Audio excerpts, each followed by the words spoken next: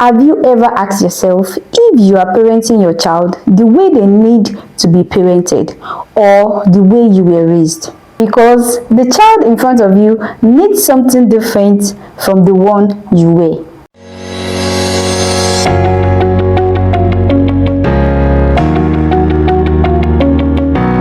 Hello mommies and daddies, uncles and aunties, welcome back to Auntie Kudi TV, where we gist about kids, chaos and raising them right. If you are new, hi, I'm Auntie Kudi, your soon-to-be favorite auntie on Parenting Streets. And today we are talking about something that would change how you connect with your child. Let's be honest, many of us were raised the one-size-fits-all style, but parenting today needs more understanding, more observation, and more intentionality. So let's say that you have child A and then you have child B. Do you know that how child A will need to be parented might be different from how child B will need to be parented? Why? Because they have different characteristics, they have different attributes. One might be a fast-paced learner, the other might be a slow-paced learner. One might be interested in an event that happened, another child might be interested in the details of that event. That is why you see that one child is asking why, how, what now happened, more than the other child, because the other child just want to have the fun of it, while the child A or child B wants to know more why that thing come across and what is going to probably happen next. And this doesn't mean that child A is better than child B or child B better than child A. No, it just means that they need different things, and that is where you come in as a parent. You need to be able to know what child A wants and what child B wants. You need to be able to know how to handle child A and how to handle child B. Sometimes parents can get lucky, but in most cases and advisably, you need to study your child to know how they should be parented. Parenting children differently might seem like work to parents, but you discover that if you use the formula you use to parent child A to parent child B, you will see that in one child you will record success, and then in the other a slight little bit of failure, and you will start to wonder, where did I go wrong? Was it not the way I raised you, that I raised your brother? And talks like that will start coming in. But if you sit down and think about it, you are not supposed to raise the brother the way you raise the other brother, or raise one sister the way you raise the other sister. You need to know what each child needs and what they desire. Not knowing this is always a defect from the parent trying to be lazy, when you just want to have children, you just want to go on with your daily life, you just want to go on with the daily activities smoothly, because if one child's demand is different from the other, you feel like it is not going to be easy, or maybe the activities might even contradict. But it is always safe in the hand. It is always safer in the hand when you listen to both child.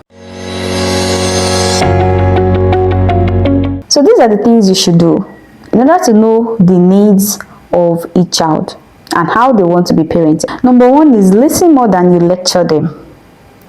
If your child says they don't want something, instead of tell them, maybe your child says they don't want beans, they don't want to eat beans, and you be like, beans is good source of whatever, you should eat beans, you should do this, beans is good for you, it helps you grow, it makes you grow.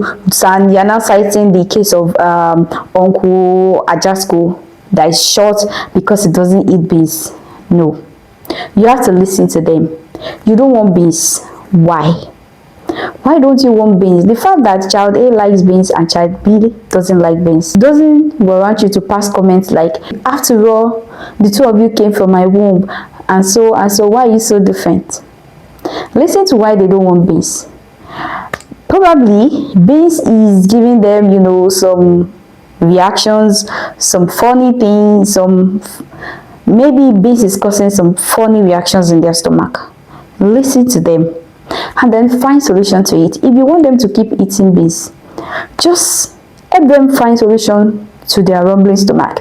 Maybe after eating it, you give them a medicine, or you try to, deworm their stomach before giving them this. Just listen to them and find solution. It doesn't really mean that your child won't have to take to your instruction, but find a better way to make sure that your instruction are easy for them to adhere to. Number 2 is to teach with patience instead of punishment. When you do something wrong, when your child does something wrong, maybe they are being stubborn or they are throwing a lot of tantrums, you shouldn't automatically ask them to, kneel down, arrange maybe they disrupt the sitting room with toys and plays and throw pillows. Not just punishments, do this, kneel down, and stuff like that. Correct them with patience. You have to be calm yourself in order to let the child realize that what they have just done is not right. You have to teach with patience, have a lot of patience, even if punishment is going to come later. Yes, it is fine, but ensure that you let them know the value of doing something right, so that they will learn the consequences of the punishment you're trying to give them. 3 is to understand that each child is wired differently. Parents need to get this. Each child is wired differently. The fact that you gave birth to 2 children doesn't mean they're going to be the same. Parents really need to have an understanding of this. They need to understand it. In fact, you need to write it somewhere on your wall and read it to yourself every morning when you wake up. My children are wired differently. My children are wired differently.